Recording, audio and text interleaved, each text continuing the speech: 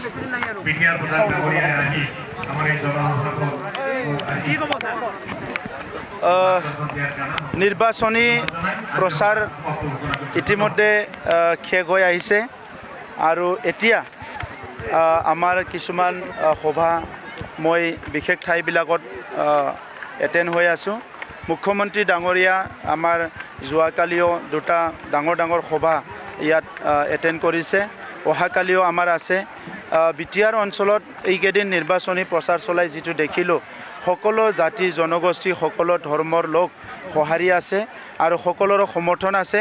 গতিকে এইবাৰ UPPL প্ৰাৰ্থী জয়ন্ত বসুমতাৰী ডাঙৰীয়া বিপুল ভোটত জয় হ'ব, এইটো নিশ্চিত। কাৰণ জয়ন্ত বসুমতাৰী ডাঙৰীয়াই অকল UPPL BJP SGPৰ প্ৰাৰ্থী নহয়, এইকেইদিনত যিটো ডেভেলপমেণ্ট হৈছে প্ৰায় 65টা সংগঠন, ছাত্ৰ সংগঠন, জাতীয় সংগঠন, সামাজিক সংগঠন চবেই মিলি পেলাই আমাৰ প্ৰাৰ্থীক সমৰ্থন দিছে। আৰু যোৱা 17টা বছৰ BPFৰ যি সময় আছিলে, এই সময়খিনি বিটিআৰ অঞ্চলৰ ৰাইজৰ কাৰণে বহুত দুখৰ এটা সময় আছিলে, য'ত উন্নয়ন বুলি একো হোৱা নাই। দুৰ্নীতি, ভ্ৰষ্টাচাৰ, হিংসা, ভয়, দমন নীতিৰে তেখেতসকলে চৰকাৰ চলাইছিলে। আৰু এইটোকে বেয়া পাই পেলাই অনাবৰৰ মানুহবিলাকে নৱশৰণীয়া ডাঙৰীয়াক দুবাৰকৈ লোকসভাত ভোট দিছিলে। কিন্তু দেখিবলৈ পালে যি কথাবিলাক নৱশৰণীয়া ডাঙৰীয়াই কৈছিলে এটাও কাম কৰিব নোৱাৰিলে। না শান্তি ঘূৰাই আনিব পৰাৰ কাৰণে তেখেতে কাম কৰিলে, না ভূমিৰ পাট্টা তেখেতে দিব পাৰিলে, না নিৰাপত্তা ৰাইজক দিব পাৰিলে, না সমন্বয় কিবা এটা কাম কৰিব পাৰিলে। এই কথাবিলাক প্ৰমাণ হোৱাৰ পিছত বিটিআৰ অঞ্চলৰ 35 লাখ জনসাধাৰণে দৰং ওদালগুৰি সমষ্টিত BJPৰ প্ৰাৰ্থী দিলীপ শইকীয়া ডাঙৰীয়াক ভোট দিছে আৰু কোকৰাঝাৰ লোকসভা সমষ্টিত UPPL প্ৰাৰ্থী জয়ন্ত বসুমতাৰীক ভোট দিবলৈ সকলো মানসিকভাৱে সাজু হৈছে।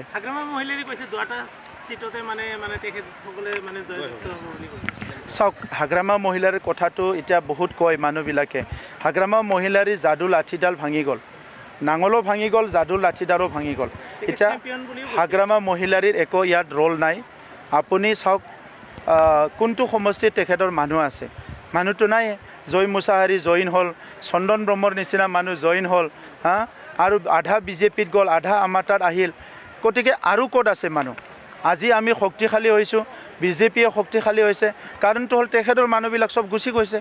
তো এনেকুৱা সময়ত আৰু হাগ্ৰামা মহিলাৰে কিবা এটা কথা ক'ব, এইটো কোনোদিন নহ'ব। কাৰণ 17 বছৰ ৰাইজক যিখিনি ঠগালে, এই নিৰ্বাচনত কৈছিলে যে UPPL BJP চৰকাৰ আহিলে মাইনৰিটিবিলাকক খেদি পঠাব, ঘৰ জ্বলাব, আদিবাসীসকলক অধিকাৰ নিদিব, এই বিভিন্ন কথাবিলাক, অসমীয়াসকলক কিবা নিদিব, এই কথাবিলাক কৈছিলে।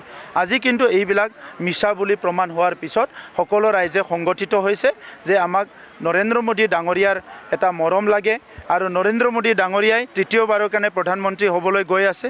মুখ্যমন্ত্ৰী ডাঙৰীয়াৰ মৰম লাগে, মুখ্যমন্ত্ৰী ডাঙৰীয়াই আমাৰ অঞ্চলক বহুত মৰম কৰে আৰু বিটিআৰ অঞ্চলৰ শান্তি সম্প্ৰীতি নিৰাপত্তা উন্নয়নৰ স্বাৰ্থটো আগত ৰাখি এইবাৰ চবে UPPLকে ভোট দিব।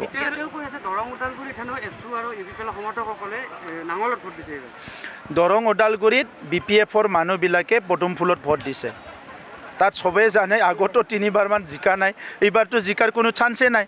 গতিকে আপোনালোকে পিছত মেচিনটো খুলিলে দেখা পাব, নহ'লে ইয়াত যিখিনি আমাৰ সাংবাদিক দাদা ভাইসকল আছে মোৰ লগত যোগাযোগ কৰিব, আপোনালোকক সেই সময়ত দেখাই দিম মই যে BPFৰ অধিক মানুহে এই নিৰ্বাচনত পদুম ফুলত ভোট দিছে দৰং ওদালগুৰিত। 4 লাখ হ'ব পাৰে দৰং ওদালগুৰিত, আৰু কোকৰাঝাৰত 3 লাখ হৈ যাব। কোনো প্ৰতিদ্বন্দ্বিতা নাই, তলৰ কাৰণে প্ৰতিদ্বন্দ্বিতা হ'ব, ওপৰৰ কাৰণে প্ৰতিদ্বন্দ্বিতা নাই। জয়ন্ত বসুমতাৰী বহুত আগত গৈ আছে। আছিলে এটা সময়ত, আছিলে যেতিয়া 17 বছৰ শাসন কৰি আছিলে, ৰাইজে মৰম দিছিলে, বিশ্বাসত লৈছিলে, চেম্পিয়ন আছিলে। যেতিয়া চেম্পিয়নে ৰাইজক ঠগালে, এতিয়াতো আৰু চেম্পিয়ন হৈ থকা নাই। আমাৰ কিমান ৱৰ্ল্ড কাপ চেম্পিয়ন, কিমান চেম্পিয়নবিলাক জিৰ' হৈ গ'ল এতিয়া। তো এতিয়া তেখেতে চেম্পিয়ন হয়তো আছিলে আগতে, চেম্পিয়ন থকা সময়ত ৰাইজক মৰম দিব লাগিছিলে, সন্মান কৰিব লাগিছিলে, বিশ্বাসত ল'ব লাগিছিলে, একো কৰিব নোৱাৰিলে, সেইকাৰণে চেম্পিয়ন জিৰ' হৈ গ'ল। এইটোতো কথা মই কৈ আছোঁ যে 17 বছৰত তেখেতসকলে শাসন কৰি মাটি বাৰীৰ অধিকাৰ দিব নোৱাৰিলে, মাত্ৰ 15,000ক দিলে। আমি এতিয়া 1,14,000 পৰিয়ালক মাটিৰ পাট্টা দিছোঁ। কিমান? 1,14,000। BPFৰ সময়ত কিমান? 17 বছৰত 15,000। আমাৰ 3টা বছৰত 1,14,000। তেখেতে সিটোকে কৈ ভোট লৈছিলে, উচ্ছেদ কৰিব, ঘৰ জ্বলিব। এটা উদাহৰণ দিয়কচোন আপোনালোকে। Thank you. সবে কম একবাৰ, কি ছবি ভোট দিব? কি ছবি ভোট দিব? ভাৰতৰ নাগৰিক হিচাপে আমি সকলো সৌভাগ্য বুলি ক'ব লাগিব। স্বাধীনতাৰ ৭৫ বছৰৰ এই সময়ত আজি অমৃতকাল যি আৰম্ভ হৈছে, ইয়াত এনেকুৱা এজন প্ৰধানমন্ত্ৰী আমি পাইছোঁ, যি প্ৰধানমন্ত্ৰী সকলৰ উন্নয়নৰ কথা ভাবে। আমি এনেকুৱা এজন প্ৰধানমন্ত্ৰী পাইছোঁ, যি প্ৰধানমন্ত্ৰীসকলে ছোৱালীসকলৰ চিন্তা কৰে, বেটি বাচাও বেটি পঢ়াও বুলি কয়। আমি এনেকুৱা এজন প্ৰধানমন্ত্ৰী পাইছোঁ, যি প্ৰধানমন্ত্ৰীজনে আমাৰ খেতিয়কৰ কথা চিন্তা কৰে। আমি এনেকুৱা এজন প্ৰধানমন্ত্ৰী পাইছোঁ, যি প্ৰধানমন্ত্ৰীজনে আমাৰ যুৱ যুৱতীসকলৰ সংস্থাপনৰ কথা সদায় চিন্তা কৰে। আৰু সেইকাৰণে আজি ভাৰতবৰ্ষত আপোনালোকে দেখিবলৈ পাইছে, প্ৰধানমন্ত্ৰী নৰেন্দ্ৰ মোদী ডাঙৰীয়াই দায়িত্ব লোৱাৰ পিছত আমাৰ ভাৰতৰ চুকে কোণে বিভিন্ন অঞ্চলত সকলো উন্নয়ন মানে ইতিমধ্যে আগবাঢ়িছে। উত্তৰ পূৰ্বাঞ্চলত এটা সময়ত ৰাতিপুৱালে আমি দেখিবলৈ পাইছিলোঁ বাতৰি কাকতত, আজি বিটিআৰ অঞ্চলত মানুহ কিডনেপ হৈছে, বোমা ফুটিছে, মানুহ মৰিছে। কাৰ্বি আংলঙত হৈছে, ডিমা হাছাওত হৈছে, কেতিয়াবা নাগালেণ্ডত হৈছে, মণিপুৰত হৈছে, আৰু বেছিকৈ আমি শুনিছিলোঁ কাশ্মীৰত সদায় বহুত মানুহ মৰি আছে। কিন্তু প্ৰধানমন্ত্ৰী ডাঙৰীয়াই দায়িত্ব লোৱাৰ পিছত না কাশ্মীৰত মৰামৰি হৈছে, না উত্তৰ পূৰ্বাঞ্চলত মেৰামৰি হৈছে। সব অঞ্চলে আজি শান্ত হৈ আছে, সব অঞ্চলতে মানুহবিলাক আজি খুব ভালদৰে থাকিব পাৰিছে। এটা সময়ত এই বিটিআৰ অঞ্চলত, এই হাৰিজা বিজনী অঞ্চলতে হওক বা বিভিন্ন অঞ্চলত মানুহে ভয়কে জীৱন কটাব লগা হৈছে। একফালেদি আৰ্মি পুলিচৰ অপাৰেশ্যন, আনফালেদি অস্ত্ৰধাৰীসকলৰ বিচাৰত। অস্ত্ৰধাৰীসকলক বিচাৰি আৰ্মি পুলিচ আহে, সাধাৰণ মানুহে, মহিলাসকলে, বাইদেউসকলে ভয় কৰিব লগা হয়। ইফালে অস্ত্ৰধাৰীসকলৰ নিজৰ সংগ্ৰামৰ নামত বিভিন্ন মানুহৰ পৰা ধন দাবী কৰে, বিভিন্ন মানুহ কিডনেপ কৰে, বিভিন্ন মানুহ ভাবুকি দিয়ে। তেনেকুৱা পৰিৱেশ আছিলে। আৰু সেই পৰিৱেশ ২০২০ চনত শান্তি চুক্তি কৰাৰ পিছত আজি স্থায়ী শান্তি আহি গ'ল। আজি স্থায়ী শান্তি আহি গ'ল।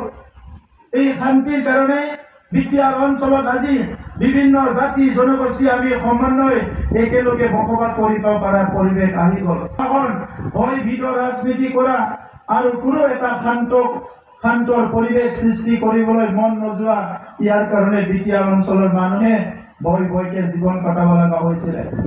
আৰু আজি এই পৰিৱেশ নাই।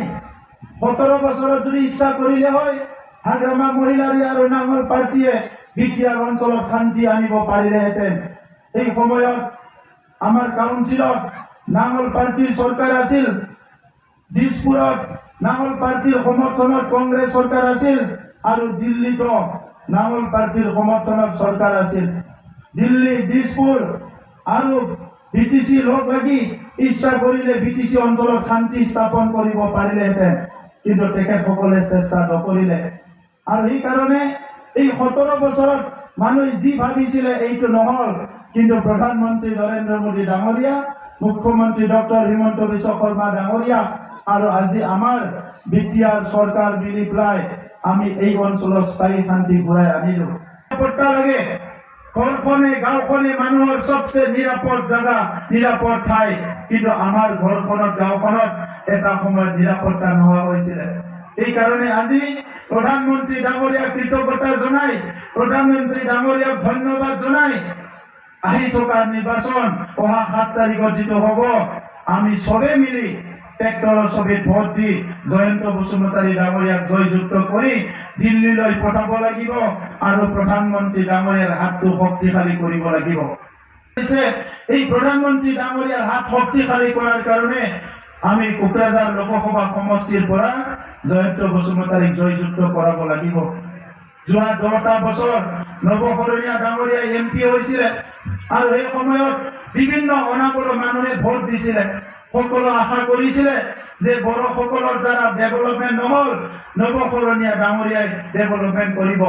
কিন্তু 10টা বছৰত টচৰ ছবিত ভোট দিলে MP জিকালে বড়োসকল বড়ো মানে কোনোবা কেণ্ডিডেটকটো হাৰাব পাৰিলে কিন্তু ৰাইজে কি পালে টচত বেটাৰীটো ভৰাই তেখেতে বাহিৰে বাহিৰে টচটো মাৰি থাকিল এই অঞ্চলৰ অন্ধকাৰত আহি টচ নামাৰিলে না গাঁৱত ৰাস্তা এটা বনালে না এটা মন্দিৰ বনালে না অঞ্চলটো শান্তি কৰিবৰ কাৰণে কিবা কৰিলে না ভূমিৰ পাত্ৰ দিয়াৰ কাৰণে কিবা কৰিলে না জাতি জনগোষ্ঠীৰ মাজত সমন্বয় আনাৰ কাৰণে কিবা কৰিলে ডাঙৰীয়াই একোৱেই কৰিব নোৱাৰিলে ইফালে DPFৰ দমন নীতি দুৰ্নীতি ভ্ৰষ্টাচাৰ খুদা কম্বলৰ ৰাজনীতি আনফালে নৱকৰণীয়াৰ বিফল ৰাজনীতি ইয়াৰ কাৰণে আমাৰ অঞ্চলৰ মানুহে যথেষ্ট কষ্ট পাব লগা হ'ল কিন্তু আজি আপোনালোকে চাওক মুখ্যমন্ত্ৰী ডক্টৰ হিমন্ত বিশ্ব শৰ্মা ডাঙৰীয়া দায়িত্ব লোৱাৰ পিছত বিটিআৰত আমাৰ চৰকাৰ অহাৰ পিছত 100% ইয়াতে শান্তি আহিছে সেকেন্ড কথা সবে নিরাপত্তা পাইছে আজি রাতি 10টা 11টা 12টা সাইকেল মারি মোটর সাইকেল মারি ঘুরি থাকক কোনবা ইয়াতে কারবার ডিস্টার্ব করে নাকি হারিজা বিজি অঞ্চলত রাতি ওলালি কোনবা ডিস্টার্ব করে নাকি আপনালোকে কম কোনবা উলাই আইলে ডিস্টার্ব করে আপনালোকে ভয় করে রাতি ওলাবলে ভয় করে এরা কোনো ভয় নকরে এই পরিবেশ কিহর কারণে হল দিল্লীত নরেন্দ্র মোদী সরকার ডিসপুসর ডক্টর হিমন্ত বিশ্ব শর্মা ডাঙৰীয়াৰ সৰকাৰ আৰ ইয়াত আমাৰ সৰকাৰ অঞ্চলটো শান্তি হলে এই অঞ্চলেৰ লড়া ছোৱালী ভালকে পড়িব পাৰিব আপোনালোকে ইতিমধ্যে মাটিৰ পাট্টা পোৱা আৰম্ভ হৈছে আজি ল্যান্ড ডকুমেন্ট ডিজিটাইজ হৈ গল কোনো মণ্ডল অফিসত যাই ঘন্টাৰ পৰা ঘন্টা বহিব নালাগে মোবাইলতে আপোনালোকে মাটিৰ কাম কৰিব পাৰে ভূমিৰ মাটিৰ কাগজ বিলাক পেপাৰ বিলাক সব ডিজিটাইজ হৈ গল BPFৰ শাসনকালত 17 বছৰত মাত্ৰ 15,000 পৰিয়ালৰ ভূমিৰ সমস্যা সমাধান কৰিছে আমি 3টা বছৰত 1,14,000 পৰিয়ালৰ ভূমিৰ সমস্যা সমাধান কৰিলো BPFৰ সময়ত যি চাকৰি দিলেও লাখ লাখ টকা ঘুষ লৈছিলে আমাৰ সময়ত 3টা বছৰত 6,000তকৈ বেছি চাকৰি দিলো কোনো দুখীয়া গৰীব মানুহৰ ল'ৰা ছোৱালীয়ে 18 পইচাও ঘুষ দিব লগা হোৱা নাই আমাৰ চৰকাৰে এইটো কাম কৰিছে BPFৰ সময়ত 17টা বছৰত মাত্ৰ 39,000 ঘৰ নিৰ্মাণ কৰিব পাৰিছিলে আমাৰ সময়ত আমি 3টা বছৰত 2 লাখতকৈ বেছি PMIৰ ঘৰ নিৰ্মাণ কৰা হৈ গ'ল বাইদেউসকল ৰেচন কাৰ্ড পোৱা নাই বহুতে হাত উঠালে ৰেচন কাৰ্ড পোৱা নাই এই প্ৰত্যেকটা পৰিয়ালে এটা এটা অৰুণোদয় পাব পাৰিব একো কাম কৰিব নোৱাৰে কাৰণ এতিয়া নাঙলৰ না BTC চৰকাৰ আছে না অসমত আছে না দিল্লীত আছে ক'তো নাঙলৰ চৰকাৰ নাই এইকাৰণে জয় মোচাহাৰী ডাঙৰীয়া আমাৰ দলত আহি গ'ল তেখেতে বহুত কাম কৰিবলৈ চেষ্টা কৰিছিলে কিন্তু হাগ্ৰামা মহিলাৰী ডাঙৰীয়াই কাম কৰিবলৈ নিদিলে আজি মঠনগুৰি সমষ্টিত কোনোবা এজন বাইদেউক দায়িত্ব দি ৰাজনীতি চলাই আছে ইয়াত বহুত ভাল ভাল মানুহ আছে কিন্তু মঠনগুৰিত কোনোবা এজন বাইদেউহে বোলে ৰাজনীতি চলাই আছে আপোনালোকে জানে চাগে কোন বাইদেউ জানে আচ্ছা এতিয়া চাওক সমাজৰ কাম কৰিব লাগিব আজি আমাৰ পঢ়াৰ পৰিৱেশ কৰা হৈ গ'ল লাহে লাহে খাৰিজা বিজনেছ ৰাস্তাবিলাকো ভাল হৈ আহিছে যিখিনি 50 জন ল'ৰা ছোৱালীক IAS IPS হ'বৰ কাৰণে দিল্লীত আৰু 50 জন ল'ৰা ছোৱালীক আমি গুৱাহাটীত ACS অফিচাৰ হোৱাৰ কাৰণে চৰকাৰে পঢ়াই আছো আমি কৰি আছো এইটো গতিকে আজি আমাৰ 5টা উদ্দেশ্য যি আছিলে এই 5টা উদ্দেশ্য ভাল হৈ গ'ল আজি বাহিৰৰ মানুহবিলাক আজি খোলাক লৈছে কাৰণ আজি সঁচা কথা কৈ আপোনালোকক মৰম আৰু সন্মান দিয়া কামটো আপোনালোকে সন্মান জনাব তেখেতসকলে দাদাগিৰি কৰি পইচা বিলাই খানা খুৱাই ইলেকশ্যনত ভোট বিচাৰিছিলে আমি আপোনালোকক নমস্কাৰ কৰি ভোট বিচাৰিছো আপোনালোকক সন্মান কৰি ভোট বিচাৰিছো আমি আপোনালোকক কাম কৰি ভোট বিচাৰিছো গাঁৱে গাঁৱে ৰেচন কাৰ্ড দি পেলাই JJMৰ পানী দি পেলাই স্কুলবিলাক ভাল কৰি পেলাই ৰাস্তাবিলাক ভাল কৰি পেলাই সমাজত এটা সুস্থিৰতা মৰম স্নেহ বিশ্বাস ঘূৰাই আনি সুস্থ সমাজ গঢ়াৰ কাৰণে এটা সংকল্প লৈ আপোনালোকৰ ভোট বিচাৰিছো কোনটো বেছি ভাল আপোনালোকে বিচাৰ কৰক সেইকাৰণে মই দীঘলীয়া কথা নকওঁ বহুত গৰম মই সকলোকে অনুৰোধ কৰিছো যে অহা 7 তাৰিখত বিটিআৰ অঞ্চলৰ শান্তি সম্প্ৰীতি নিৰাপত্তা আৰু উন্নয়নটো নজৰ ৰাখি সবে ট্ৰেক্টৰৰ ছবি ভোট দিব লাগিব মানগাঁও ৰাইজে